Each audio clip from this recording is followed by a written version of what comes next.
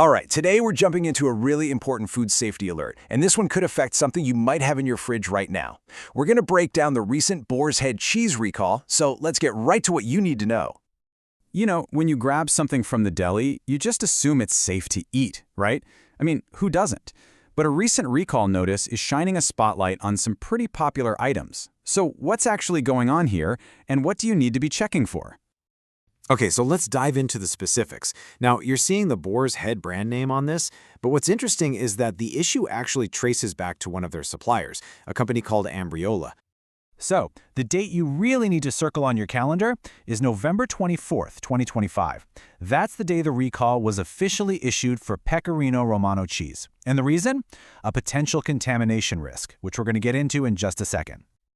Now, this is actually a really important point from the FDA notice. There's a big difference between recalled and withdrawn. See, recalled means there's a potential risk, a real concern about contamination. But withdrawn, that's more like a just-in-case situation. They're pulled from stores as an extra precaution, even if there's no proof they're affected. Getting this distinction is super key to understanding what's going on. So, what's the big bad that triggered this whole recall? Well, the concern here is a bacterium called Listeria. So let's take a closer look at what that actually is and, why it's such a big deal. Okay, so the full name is Listeria monocytogenes, but all you really need to know is that it's a nasty little bug that can cause a pretty serious infection. And that's exactly why food safety officials don't mess around when there's even a chance it's in our food. This whole recall is basically a preventative strike to make sure nobody gets sick. All right, now for the part you really need to pay attention to. How do you know if you have one of these products? Let's walk through the list step by step. Okay, first up, let's look at the products that are part of that official Class 1 recall we talked about. You're going to want to look for these specific item codes and dates. So, what we've got here are two different grated cheeses. The first is the Boar's Head Grated Pecorino Romano, that's item code 858.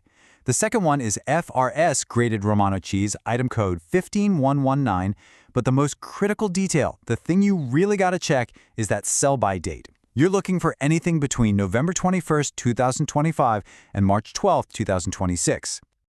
And the plot thickens. That same grated cheese was also used as an ingredient in some of those prepared grab-and-go items from the deli, so naturally those are part of the recall too. So if you picked up a quick lunch, like a salad or a wrap, you definitely need to check your fridge for these two specific items. We're talking about the EverRoast Chicken Caesar Salad and the EverRoast Chicken Caesar Wrap. The key things to look for are the barcode UPCs you see here and a best by date falling anywhere between November 9th and November 22nd, 2025. All right, remember how we talked about the difference between recalled and withdrawn?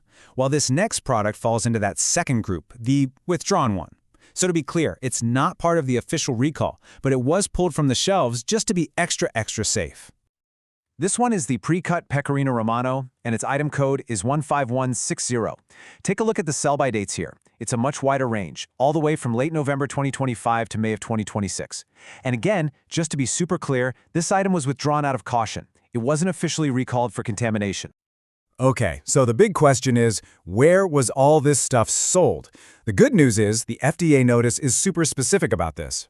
The distribution was limited to Kroger retail stores and only in 2 states, Kentucky and Indiana.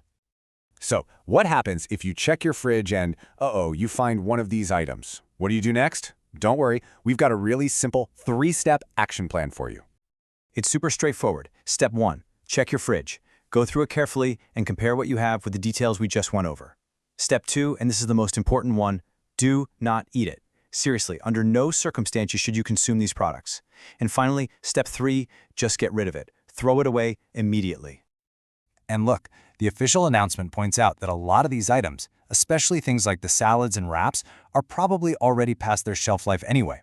But the core message, the bottom line, is crystal clear. If you have any doubt at all about a product, just don't eat it. When in doubt, throw it out.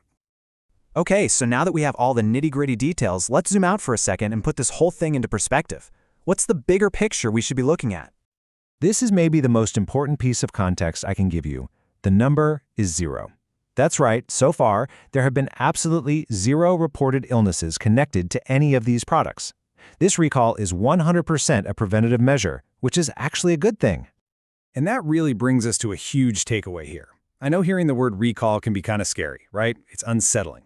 But honestly, it's a sign that the food safety system is actually working the way it's supposed to.